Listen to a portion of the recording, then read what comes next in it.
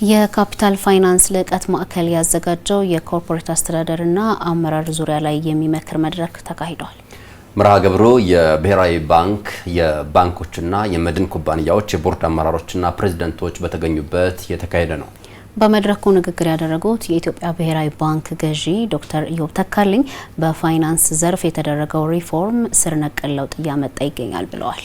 የተቋማት ስኬት ለሀገር እድገት ቁልፍ በመሆኑ ጠንካራ አመራር እንደሚያስፈልግ ጠቅሰዋል። የኮርፖሬት አስተዳደርና አመራርን አዘምኖ ተወዳዳሪና ተምሳሌት መሆንም ይቻላል ብለዋል። በፋይናንስ ዘርፉም በርካታ ማሻሻያዎች ናቸው የተደረጉት። ብዙ ጊዜ እንደማነሳው ቢፎር ኤንድ አፍተር አለው።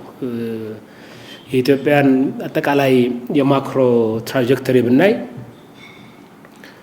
ደፈር አድርጎ መንግስት የወሰዳቸው እርምጃዎች የኢትዮጵያን ኢኮኖሚ ዘላቂነት ባለው መሰረት ላይ ለመጣል የሚያስችሉ ስራዎች የተሰራባቸው ናቸው። ኮርፖሬት አስተዳደርንና አመራርን አዘምነንና አጠናክረን ፈጠራና አዳዲስ ቴክኖሎጂዎችን ተቀብለንና ተግብረን የሰው ሀብትን በእውቀት ክህሎት አዳብረን በተጠና ስትራቴጂ ከተመራን አይ ቲንክ ይሄ ዘርፍ በዓለም ደረጃ ተወዳዳሪ የተረጋጋ እሴት የሚጨምርና ተምሳሌት የሚሆን ዘርፍ ሊሆን ይችላል። የፋይናንስ ዘርፉን ማረጋጋት የሀገርን ኢኮኖሚ ለማሳደግ መሰረት በመሆኑ የአመራር ስርዓትን ማጠናከር ትኩረት የሚሻ ጉዳይ ነው ብለዋል። ጠንካራ የአመራር ስርዓት በመገንባት ዘላቂ እድገትን ማረጋገጥ እንደሚቻልን በመድረኩ ተመላክቷል። የልህቀት ማዕከሉም የፋይናንስ ዘርፉን በሚያጠናክሩ ጉዳዮች ላይ አተክሮ ይሰራል ተብሏል።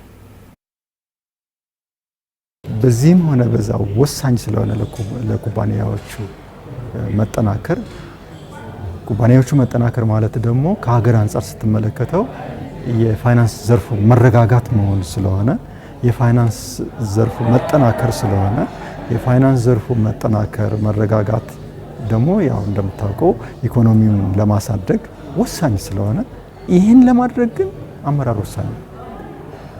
አመራሩ ደካማ ከሆነ ገቨርነሩ እንዳሉት እንደደከመ እንደቀጨጨ ኢኮኖሚያችንንም በዛው መጠን እየጎዳ ይሄዳል። አመራሩ ጠንካራ ከሆነ ግን እያደገ እየተመነደገ በዛው መጠን ደግሞ ኢኮኖሚያችንን እየደገፈ ይሄዳል። ይሄ ስለሆነ ነው እኛ እዚህ ላይ እናተኩር ብለን ሊደርሺፕና ገቨርናንስ ላይ ዛሬ ፕሮግራም ያዘጋጀነው። ከዛ በኋላ ደግሞ በቀጣይነት በየ6 ወሩ ለማዘጋጀት እያሰብን ያለነው። መድረኩ የፋይናንስ ስርዓት መረጋጋት፣ ተወዳዳሪነት፣ ጤናማነትና ውጤታማነት ላይ ከፍተኛ አስተዋጽኦ እንዳለው ታምኖበታል። መረጃ የባልደረባችን ሄኖክ ለሜ ነው።